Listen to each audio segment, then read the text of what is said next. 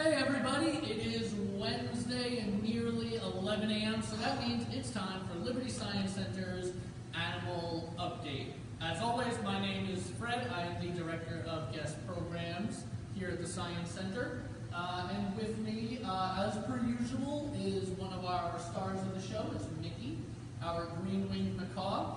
Also, as always, behind the camera is our cameraman, producer, everything extraordinaire, Depeche.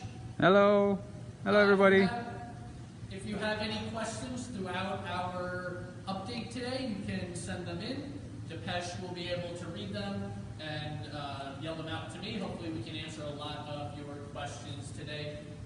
We love getting those questions. We love talking to you guys throughout the entire live stream. So please send in all those comments. How's everybody doing today? We'd love to hear where everybody is from. Hopefully we have lots of people signing on to Depeche. Yeah, Queens just said hi. Queens, hello Queens. I'm originally from New York. How's it going, Queens? Aiden says hi. Chris Hey, Aiden. and Crystal says hi. Hello, so far. Crystal. And Mickey says hello. He's looks like he's got a little fruit going on. He is a fruit seed nut eater out in the rainforest in northern and central South America. He has a super powerful beak. He doesn't really need that powerful beak for that soft fruit he's eating. Nicole says hi. Is that Nicole? Nicole says hi. She's not here today. The famous Nicole, for anyone who joins us on many of our live streams, we have one of our animal keepers, Nicole, who's become very popular on our live stream. She is not with us today, but she's watching. So everybody, hello to Nicole. Yeah, Nina from West Orange just joined. Hey, Nina. Carrie from Hillsborough says hi. Nico says hi from Garfield. Hey, we got a lot of Nicole, Nico. Yeah, Nina. Yeah. Erica from Woodbridge. Jan from Blooming Grove, New York.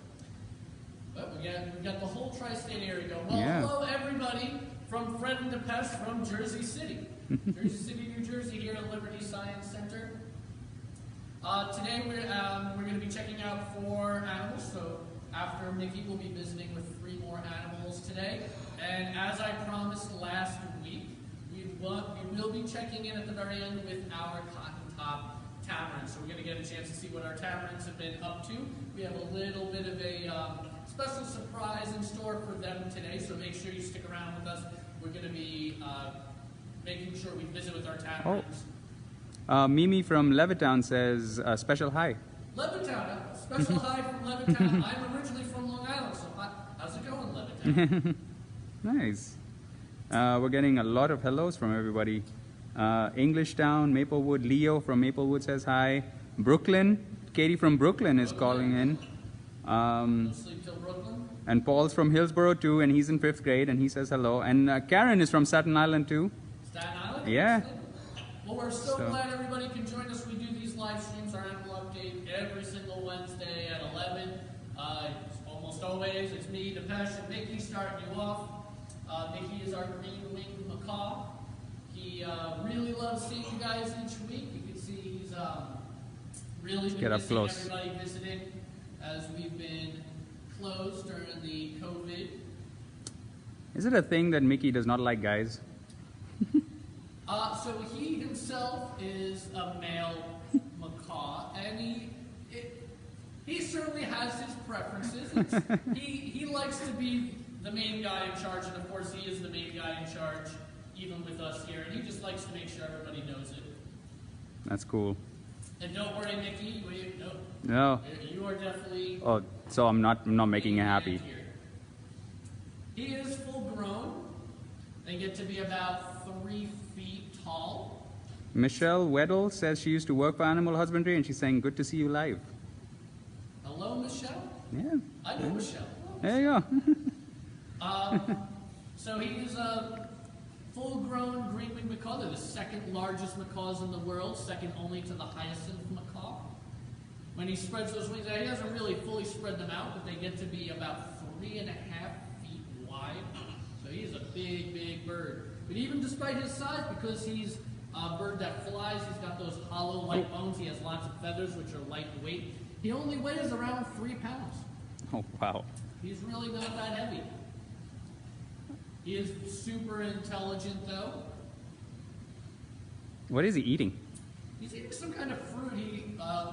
Whatever he could get into his mouth. Give him lots of different types of fruit and nuts and seeds. He has a really powerful beak that he's able to easily crack open walnuts.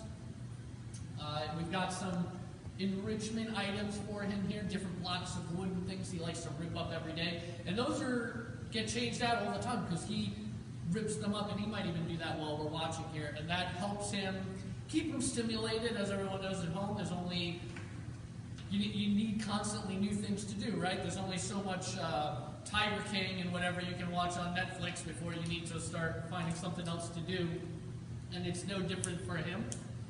So they're constantly giving him new enrichment items to keep his mind occupied and interested. All right. Trinity says hello from Edison. Hello, Trinity. There we go. All right. Seems like he's ripping into that now. Yep. He's showing off that powerful beak. It can bite down at around 2,000 psi, so that's 2,000 pounds per square inch. Easily rips through wood, walnuts, things like that. And that's an adaptation for him to be able to eat lots of different things in the rainforest where he is from. And he also needs to chew on things like that to help keep his beak strong and sharp and healthy. No, he's... So really, it's not only stimulating for his mind, but it's actually healthy for his body too. Seems to be doing some acrobatics. He is. Well, he's got those two legs. He's very powerful, very strong legs. He has toes on both sides, so he can fully grip around a branch.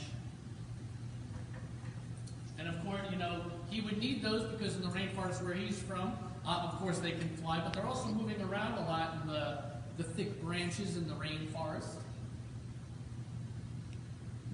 Oh, there he goes, eating some more of that fruit. Hopefully we have lots of people joining us. We do. For everyone who's been joining us, please send in any questions you may have as we start to visit some of our animals. We're going to be visiting 3 more animals after Mickey. So any of those questions, our man behind the camera, Depeche, will be able to yell those out to me. Hopefully we can get a lot of those answered for you. Yeah, everyone's saying hi right now, and I think we're at 11, so we can start.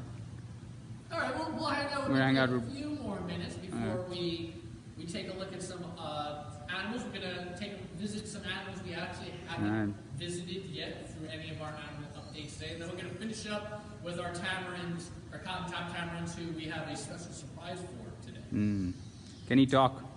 Can he talk? So he can talk. He doesn't say many words. I mean, they don't learn people words quite as easily as some other parrots do, say, like the African gray parrots, who are very known for their talking.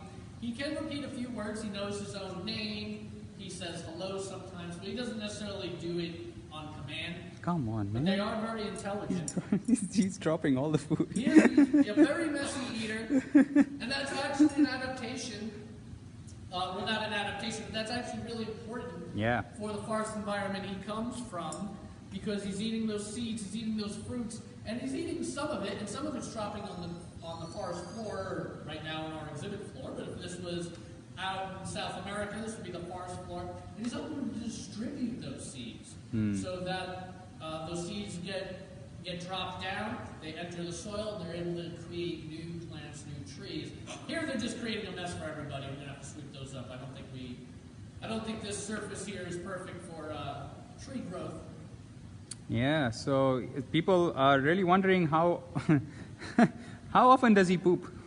How often does he poop? He poops a lot. I have not put a timer on him, but birds, especially birds that fly, poop a lot. Kind of several times an hour, even more. Every 10, 20 minutes at least, I would think. Maybe even sometimes more than that. They have to, because they want to keep their bodies light, so they tend to go a lot. You don't want to have lots of weight in you when you want to be able to fly. So birds poop a lot. If you've ever parked your car under a tree with lots of birds, you know that birds poop a lot. Where Mickey is no different, and I know our husbandry staff is constantly cleaning up after Mickey. But that's okay, because we love having Mickey here. Yeah. Someone's wondering, how did we get Mickey? How did Mickey end up here? How did we get Mickey? Well, he was owned by someone else who donated him to the Science Center. I think she's actually watching. She said that it was part of her family. Yeah. So, and Mickey now, so they brought Mickey here, so Mickey now lives here. But he has been very well cared for throughout his life. That was now cool. He gets to see and visit, or have people visit him and educate thousands and thousands and thousands of people every year. There you go. Yeah, Kelly says her aunt donated him. There you go. All right. And Mickey is only in about his middle age, so he is actually 39 years old.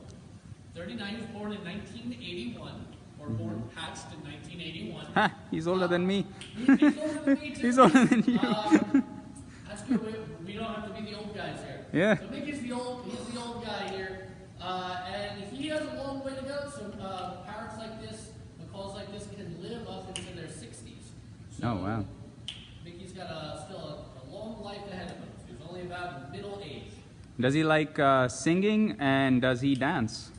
So anyone who's heard his voice, so he does not have much of a singing voice.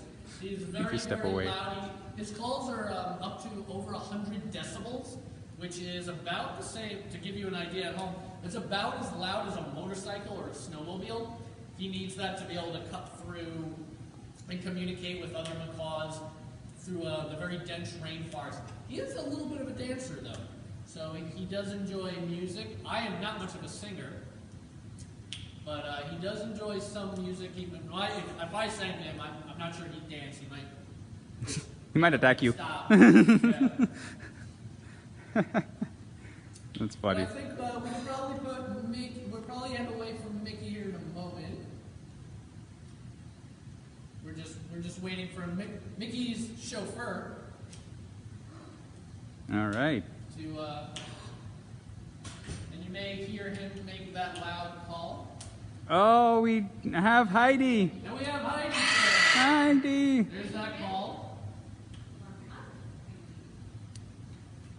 Heidi has like a special bond with Mickey, right? Yep, so Oh, Mickey, wow. Heidi is one of our animal husbandry staff, our animal keepers here. Mickey spends a lot of time with Heidi. Oh, he's saying hello, hello. There we go.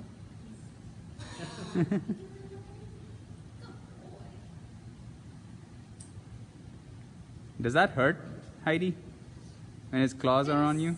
His claws, the talons are very strong, so he can grip pretty tight, and you kind of get used to it after a while.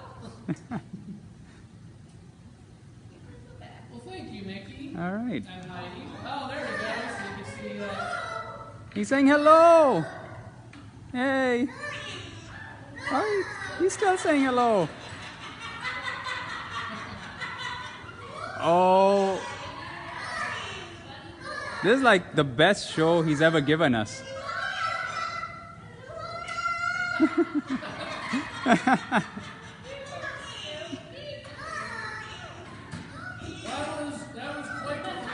That was quite the finale. Wow.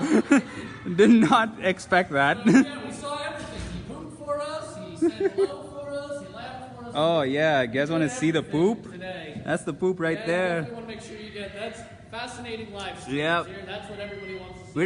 We're just gonna stay here for the rest of the live stream, like right here while you talk. No, all right.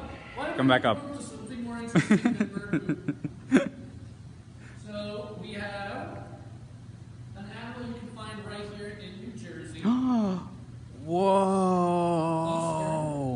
Box turtle. And we have some treats for our box turtle today. Oh, look at that! Look at that! Second to get used to coming up on the table counter here. We have a nice salad for our box turtle, and if it gets pretty interested in it, I might even throw in some mealworms because our eastern box turtle is an omnivore, which means that they eat both plants and animals. So they've got this beautiful salad here. But our Wow. turtle also enjoys worms, bugs, insects, things like that. We have some mealworms here because if they decides he's hungry today. So he's an eastern box turtle. This is an animal that you can find right here in New Jersey. In fact, they're native to every single county There we go. in the state of New Jersey. Whoa, Ooh, definitely delicious. noticed that something's Look up at here. that. That is a nice looking salad. So I think the most common question, as you know, is what's his name and how old is he? What's his name? So our box turtle has a number but does not have a name. We actually have quite a few box turtles that live here at the Science Center. A lot of them have been rescues. So everybody at home, you tell us, what do you think would be a good name? Oh, that's a good. What would be a good name for a box turtle? And we'll let you think about that as we talk a little bit more about our box turtle, maybe learning more about I was our looking turtle at will me. help come up with some good names. So they're native to every single county in the state of New Jersey. And they can be found in a good chunk of the United States east of the Mississippi, especially along the east coast. They live in a variety of habitats, forests, fields. There he goes. Interested in walking through the salad. Yeah, walking through the salad. He's fixing his plate. He doesn't want to Maybe eat that side. We'll give him a couple mealworms here. Let's see if the mealworms get him interested. Mealworms. Love worms. Delicious worms. Delicious. Who doesn't like some worms sprinkled on their salad? We're getting Bix Box. We're getting Boxy. We're getting Alex. We're getting Bob the Turtle. Oh, there we go. There we go. Worms did it, like the worms. Yeah. Get him So chewing through they're that. native to New Jersey. They live in a variety of habitats, but you wouldn't necessarily Squirt. see these turtles swimming in a lake. In fact, they're not really strong swimmers at all. They don't even have webbed feet like most turtles. They have toes adapted more for digging, so they're way more adapted for digging than swimming. They don't do well if you were ever to put them in water. Yeah, he's just Going walking to town, through his. going to Yeah, I town. know, I right? think the mealworms are the trick, so we'll give them more mealworms. So we're getting Bix, we're getting Boxer, we're getting Squirt, we're getting Franklin the Turtle. Franklin, I like Franklin. Franklin's a good name for a turtle. So they're adapted more for digging and staying That's on how land. small They're not he really is. swimmers. And because of that, they have to come up with some unique ways to help protect themselves. So we know that turtles have shells, of course. All turtles have shells. But you can't just swim away like some other turtles do. So if a predator was to come along, and there are quite a few predators who might be interested in our turtle, maybe some mammals in the eastern forest, things like fox, coyotes, raccoons, things like that. Not only can he go into his shell, Hey, but he can actually close his shell up completely. So he's completely surrounded by his shell. He has a hinge on the bottom. The bottom of a turtle's shell is called a plastron. And he can completely close himself up just like a box. So that's why they're called box turtles, because they close up just like a box. yeah, he's eating quite silently, huh? He's not a noisy person. You know, he's not nearly as noisy as, say, Mickey is. Dwayne the Box Johnson. Dwayne the Box Johnson. Oh, That's awesome. we have a great audience. Dwayne the Box Johnson. Yeah, he's nowhere near quite as loud as turtles. Not known for their vocalizations quite as much as maybe macaws are. Unfortunately, while these turtles are native to this area, or really all over the place here in New Jersey, in some places their numbers are declining, and there's a few reasons for that. There's habitat loss and habitat fragmentation, so even if you have habitat around, if there's big gaps between those pieces of habitat, that can be rough for turtles because it's hard for them maybe to find enough food, hard for them to maybe find other turtles, so other mates. We're getting Junior Fred. Junior Fred. Yeah, so they want to name him after you. I'm not sure how I feel about people see a turtle and they think of me.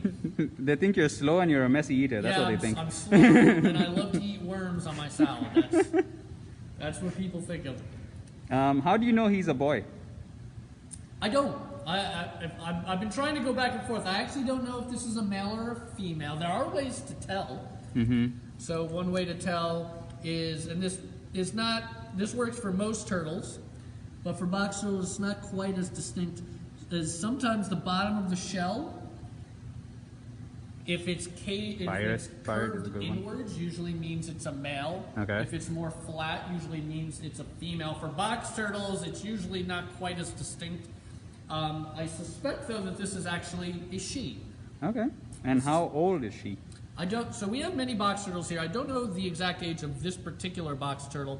And many of our box turtles, we don't know their ages because they were rescues, so we haven't had them since they were hatched.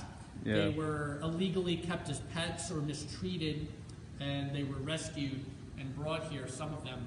You're not supposed to own box turtles. If you ever find or see a box turtle, you should definitely leave them alone.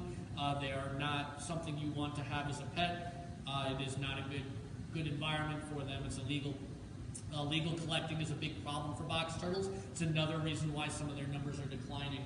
But box turtles are long-lived animals, so even though we don't know the exact ages of our box turtles, they can get pretty old. They can live up to around 40 years old.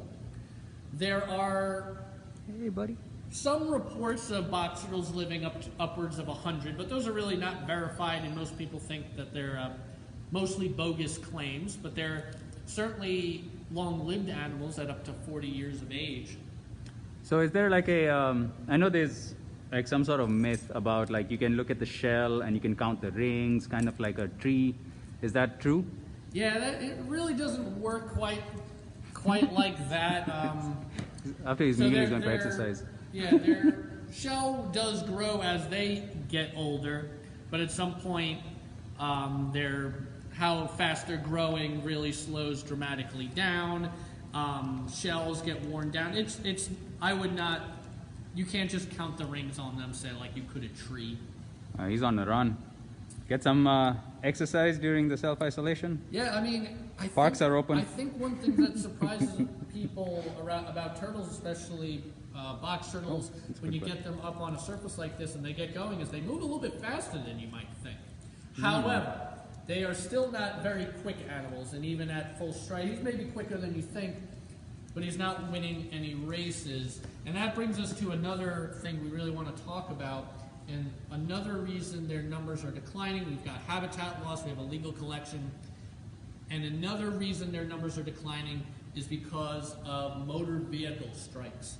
No, that's just wrong. It is a really rough thing for our turtles, because even in their habitats or places where they have enough space, it's frequent that they have to cross roads, maybe to get to a water source, maybe to get to mates.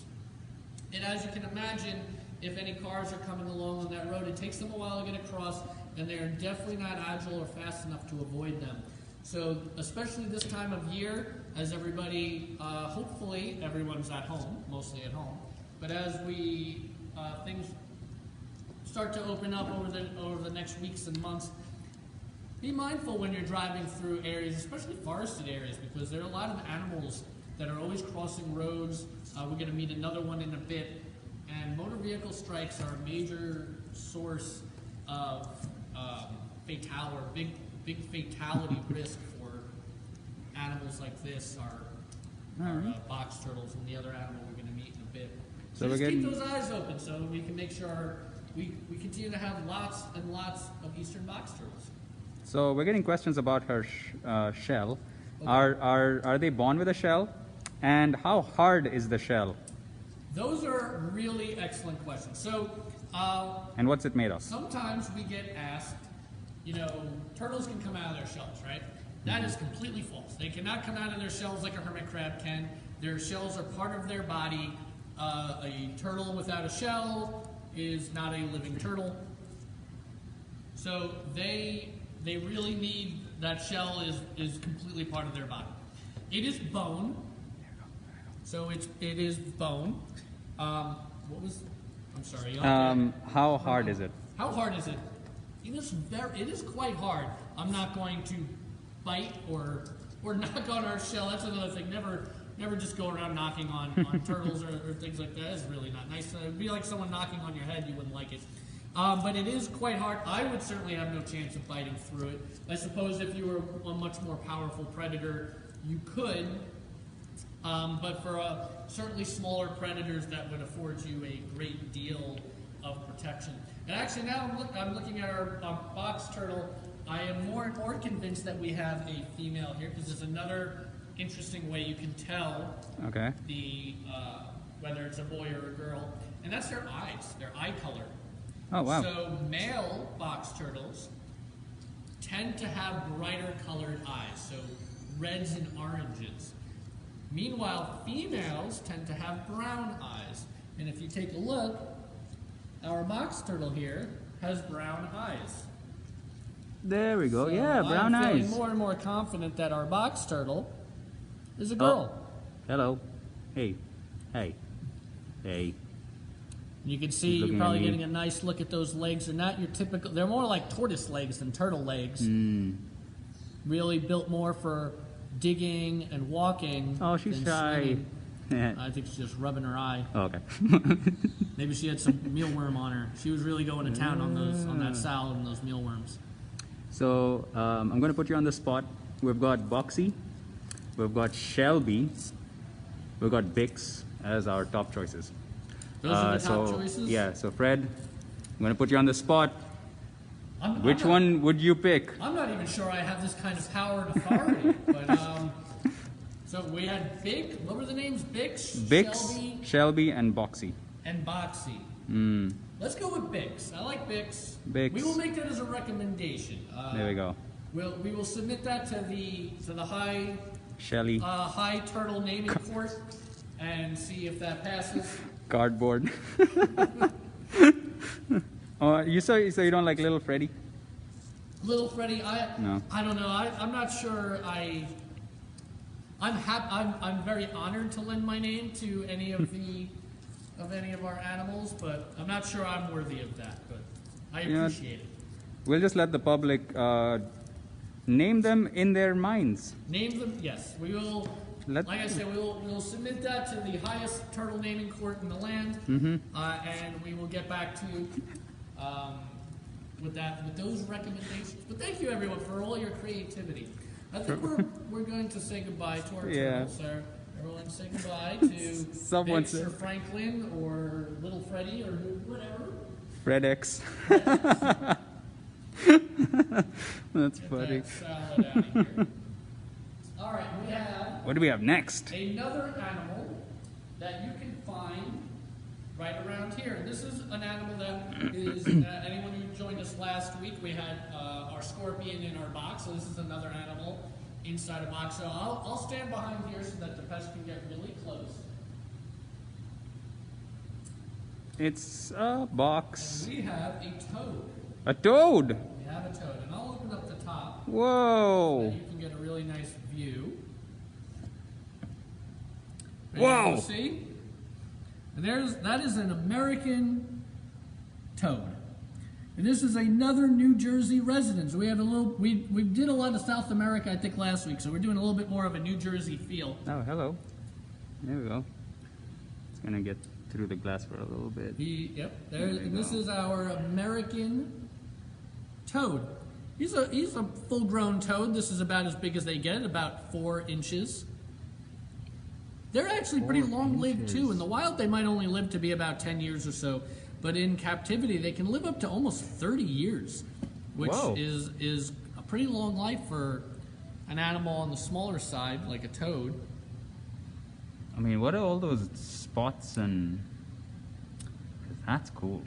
So our toad has a nice pattern, which of course helps them camouflage. They're another animal similar to our box turtle who maybe likes to hang around where there might be water somewhere nearby, but is not really looking to be in water. They're way more comfortable on land. That's one of the things that makes a toad a toad. And those bumps are their warts, and you'll see that behind the eyes, there are 2 particularly large bumps, and I'll kind of point them out. I'm not going to touch them. Yeah.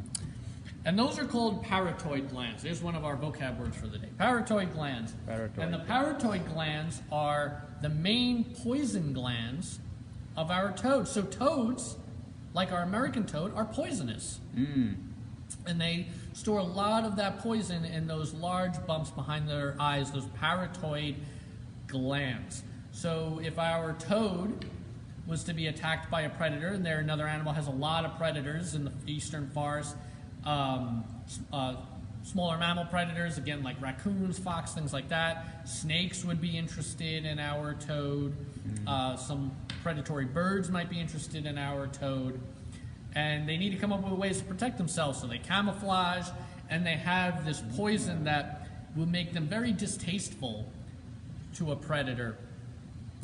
And if that fails, they have one last trick, which is they actually inflate their body, almost like a blowfish. Like if you've ever seen a pufferfish, puff up, that's cool. so that maybe they can't fit. They're hard to get into a predator's mouth. And our toads can do that too, to make them almost like a blowfish. They puff up, make them a little bit difficult to bite down on.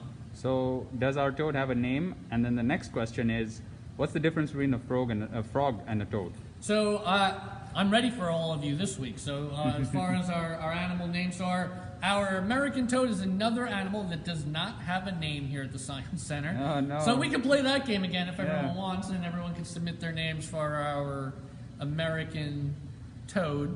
But he does not have a name. I promise our tamarins do. We're going to meet our tamarins next, and our tamarins do have names. And so what's the difference between a frog and a toad? And what's the difference? So all toads are frogs, but not all frogs are toads. So toads are a group of frogs. So our American toad is a toad and is a frog. So toads are a type of frog. Of course, though, not all frogs are toads. What makes a toad is they tend to be live more on land. Because they're not spending as much time swimming, they have shorter, stumpier legs. Of course, some frogs live up in tree frogs, but these guys have stumpier legs, and they have those warts, and those are some of the things that distinguish a toad as part of the group of frogs. But if you were to call him a frog, you'd still be right. He is still a frog. Just like if you called me, you could call me a human, or you could call me a mammal, or you could call me a primate. So all of those would be accurate. We actually have a little treat for him too. So we'll keep taking those questions and talk about our toad. Okay. But he is a carnivore. He likes to eat insects and worms. We don't have any worms for him, but we have some delicious crickets. Oh, so like they're live crickets. Let's see what happens. Oh, look, those are the live crickets. Oh, no, they're not liking going in there. Oh, they're right next to him. We'll see if he's interested in those crickets. He's got that tongue. He got the tongue out. Oh, he's laughing him up. Yeah. We're getting. Oh, he got. Oh, almost. Ooh. He might have to move a little bit more there. I think he's trying to use that camouflage. He'll get the hang of it. Oh, he got one. He's a healthy toad. Is his venom poison bad for humans? So if you were to bite him, which I would never recommend biting any toads or frogs or anything you come across, or really any animals, it certainly wouldn't be fatal to you. It might make you sick, but it certainly wouldn't be so dangerous to you that you'd be afraid of it being fatal. But of course, you should avoid. I don't recommend testing that. Don't lick or eat any frogs or toads. It's not a good thing to do. There's your PSA for this week. There's one cricket that's like walking under him, and that is playing with danger, yo. So this is another New Jersey resident, and this is another animal we were talking about with our turtle that you really have to be careful when you're driving, because toads, frogs frequently have to cross roads in order to get to breeding sites. Right now is the breeding season for the American toad, and I know a lot of people we opened up state parks here in New Jersey just last weekend, and that's becoming more and more prevalent as people start to get back outside. And as you're going to parks and driving around, just keep an eye out for these guys. They're able to maybe hop around a little bit, but again, it's hard for them to get out of the way of a motor vehicle, of a car. So just keep an eye out. It also doesn't help that they tend to be more nocturnal. So they have a tendency to be out more at night. That's when you're more likely to see them crossing roads as they get to breeding sites. And it's something you really try and keep an eye out for them, because motor vehicle strikes are actually a major cause of death for frogs and amphibians. Not much of a mover, huh? He's not. Well, we'll give him a little bit of a break. He is, as I said, nocturnal, so we are waking him up a little bit. Toby is probably the most popular. Toby he's the a growl Toad? one. I like Toby the Toad. We like that, when those, Wow, that name cricket and is the skipped. animal name go together so well. That's one lucky cricket. That guy just escaped. Get a little alliteration going there with the Toby Toad. Toby Toad. Toby the Toad. Do they jump a lot? And apart from crickets, do they eat anything else? So he certainly can hop. I know he's not doing a great job of showing off that hopping ability right now, but they're not champion hoppers like, say, a bullfrog might be. They're leaping quite a big distance. They're more little hop along. And I am sorry, I forgot the second part Do of they that eat question. anything apart from Well, crickets? yeah, they do. So basically any insect they come across or bug they come across in the wild, they'd be interested in. And they're definitely big fans of worms, too. They really like to eat worms. Wow. So someone wants to name him Fred. So it seems like all the animals should be named Fred in some sense of the word. Well, you know, that saying. would really make it a lot easier for everybody at home each week to remember all the animal names if we just name all of them Fred. Because I know everybody at home loves to stump me each week with asking me the animal names. That is true. I think he looks like he's I think he's. If any crickets come towards his way, he might. Oh, there he goes. He got one. Just got one. He got one. Interesting thing no. with frogs and toads when they eat is you probably saw when he grabbed it and brought it into his mouth, he closed his eyes, and that's because. Can you hear me now? Yeah. Okay. I think we are. Hear me now? I think we're back. We're back. All right, everybody. I hope everyone stayed with us there. No, we're back. We're back, everybody. Difficulties. We are gonna put our toad away, though. So they're saying the toad ate the camera. The toad That's probably true. All right, I think our iPad might be a little bit too big for our Wait. toad. Let's see if. Are we back? Are we back? Is everyone back? Is everyone still with us? We hope everyone stayed with us. We're sorry. Yes, we're getting a yay. We're back. Difficulties. We'll blame the mysterious Wi-Fi in the air there. But I think we're back. And we have. Hopefully you all stuck up with us because we're now going to go visit our cotton top tamarins. We have a little bit of a surprise for them, so we're going to leave our counter over here. We're going to head over to where our cotton top tamarins live. We have two of our tamarins out there today. And there's Heidi again. Heidi. Heidi is back. Cotton top tamarins. Just like our signal. Heidi is back. I might have stepped in the poop, by the way. And we know we're a couple days late, but in honor of May the 4th be with you, the ever-popular Star Wars holiday, we have a little Death Star. Death Star. We have a Death Star. We have, I'm going to get called out now on my lack of Star Wars knowledge. We have another spaceship back there. Maybe everyone at home can tell me what that one is. Or is it? It's behind Heidi right now when Heidi finishes tying up. We got to make sure, as always, you want to make sure your Death Star is suitably tied down. Everybody at home knows that. All right, she's tied one up. All right, come up, come back. Come on, and this Tamarin. is just to celebrate, of course, Star Wars. Oh, there's. But it's really great that we give lots of different types of enrichment items to our tamarins. Like all animals, we like to give all of our animals here, no matter what they are, enrichment items. It keeps them interested, keeps them mentally healthy, of course, especially an intelligent animal like a cotton top tamarin. So, of course, they don't know that's a Death Star. They don't know what Star Wars is. But it is a new item in their habitat that's interesting. You can see they're reaching their hands in there. Yeah. I bet Heidi put some delicious mealworms or crickets or something. They're so excited. Something in there. We have two of our cotton top tamarins on right now. Annie is right here. Hey. That's Annie. She is the matriarch. She's the oldest of our tamarins. Nope, no, She's looking the at head her of butt. our tamarin group. She's about 19 years old. And with her is one of her daughters. That's Amelia. Amelia's the one reaching into the Death Star right now. I should go back to the Death Star. We have 5 cotton-top tamarins here at the Science Center. We have 2 of them are out right now. We have Annie and Amelia. In the wild, they live in groups. They can live in groups of nearly up to 20. It's rare that they have groups quite that large. 10 to 12 is more common in the wild. And they're very social animals. They cooperatively raise their young. So when they have baby tamarins, really the whole group chips in to help take care of them. They have a very advanced vocabulary. They make nearly 40 unique sounds that all have different meanings, and they even string them together to almost create what we would consider sentences. And their vocalizations are so specific that they don't even have a call, say, for predator. So if they see a predator, they don't just have predator call. Their calls are specific to the predator. So if they see a hawk, it might be a different call than, say, a boa constrictor.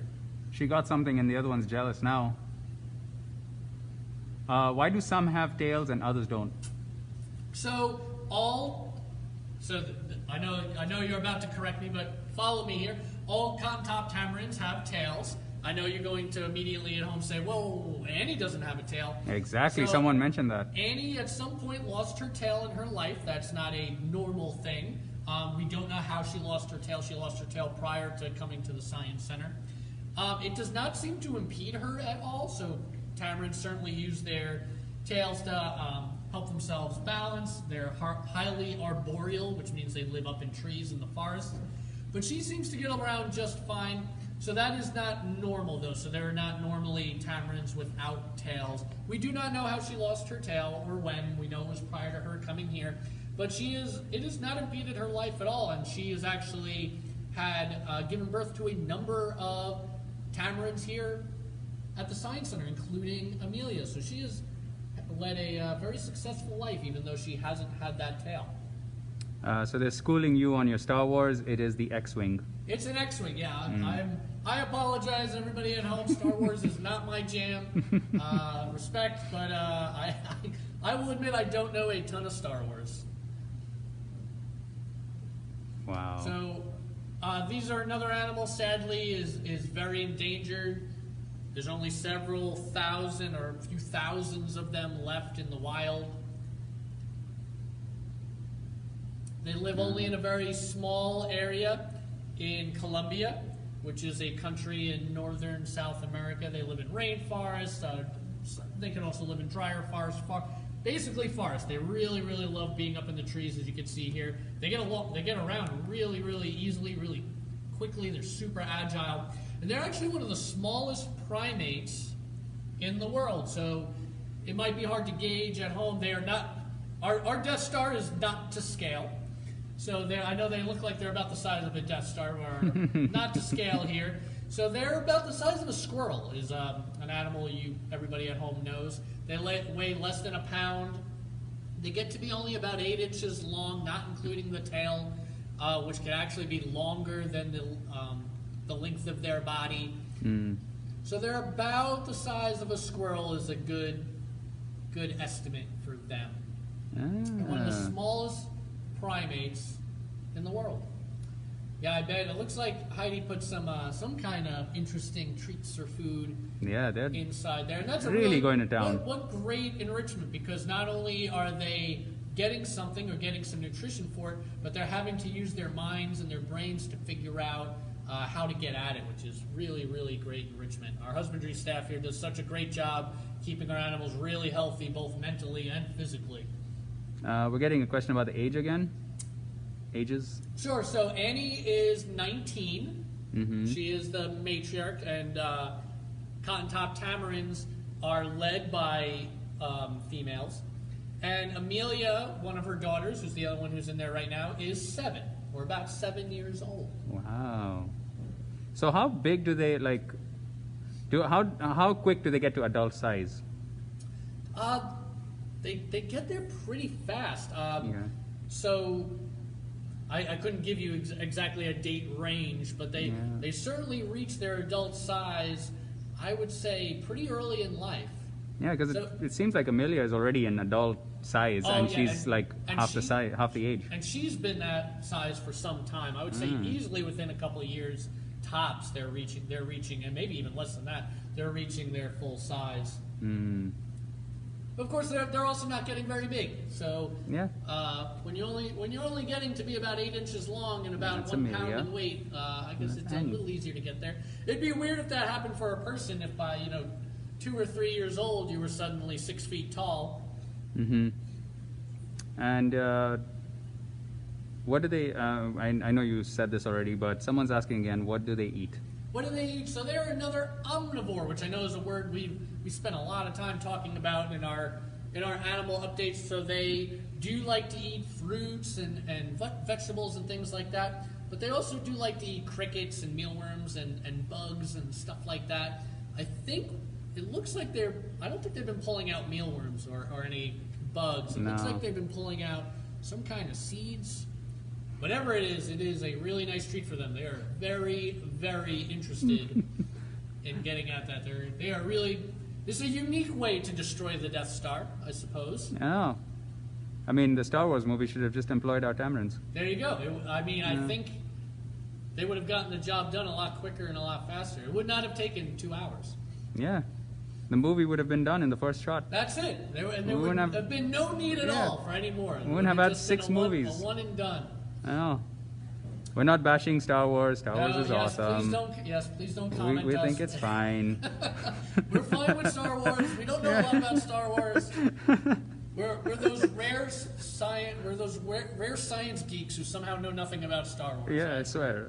And then we are ourselves an endangered species. I think. There's not a lot of us. All right. Well, I think this is probably a good spot. As we banter and are now talking about nonsense, it's probably a good place for us to end this week's animal update. Of course, we will be back next Wednesday, 11 a.m. We're going to go somewhere a little different next week. So we're spending a lot of time down in our gallery here, meeting a lot of our animals. Next week, we're going to go somewhere else in the building. We're going to go visit some of our underwater animals. Hint, hint. Oh, wow. And we're going to go see what they've been up to all this time. So please, I hope everybody comes and joins us. Again, everyone, please stay safe. I know that stuff's starting to open. Make sure you're socially distancing, making sure you're wearing your masks, keeping your hands clean. It's so important. We're all in this together. We really love you guys joining us. We hope you all come again next week. Until then, have a wonderful, wonderful week. Bye-bye, everybody. Bye, everyone. Hold on. I'll stand here awkwardly.